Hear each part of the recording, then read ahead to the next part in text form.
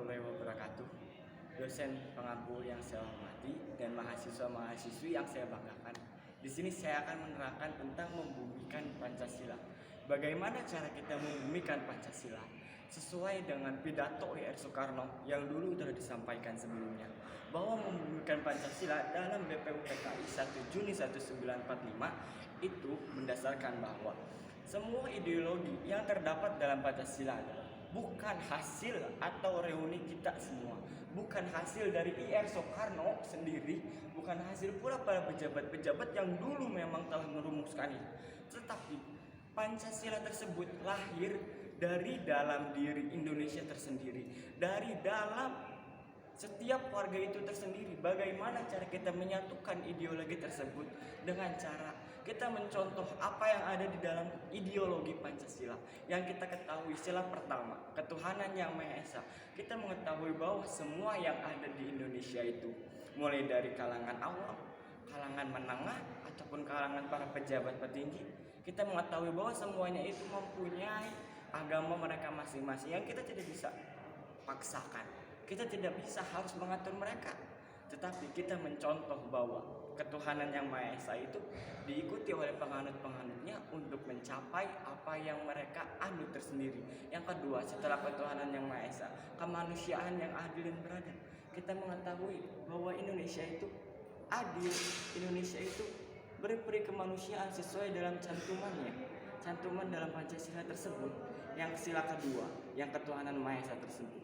Dan kita mengetahui bahwa kemanusiaan itu tumbuh dalam diri kita sendiri, sesuai dalam kita hidup.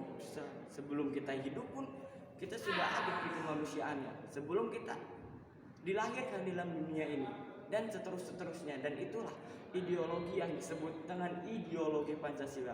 Ideo yang berartinya idea, logos yang berartinya ilmu, dan semuanya itu teratur dalam ideologi tersebut yang ditunaikan dalam BPUPKI 1 Juni 1945, dan semuanya itu terangkum dengan amat baiknya sekali.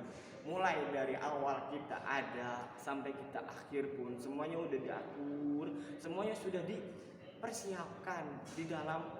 Untungnya kita dilahirkan di dalam bangsa yang sejahtera, bangsa yang adil dan makmur, dan kita tidak perlu melawan para penjajah, tidak perlu melawan para penganut-penganut yang memang tidak diinginkan dalam Indonesia ini. Dan kita hanya perlu menghormati dengan cara mencontoh apa yang mereka dulu telah berikan contohnya kepada kita.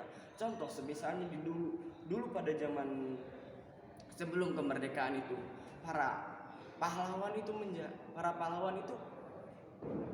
istilahnya itu para pahlawan itu melawan para penjajah yang memang tidak diinginkan dalam Indonesia ini. Tapi itu yang dulu. Dengan yang sekarang itu kita hanya perlu mengingat jasa mereka dengan cara mencontoh kembali, melanjutkan kembali perjuangan mereka, bukan dengan cara mengangkat senjata, tetapi dengan cara bagaimana kita menghormati mereka, bagaimana kita harus mencontoh amal-amal baik yang mereka tebarkan di dalam Indonesia ini.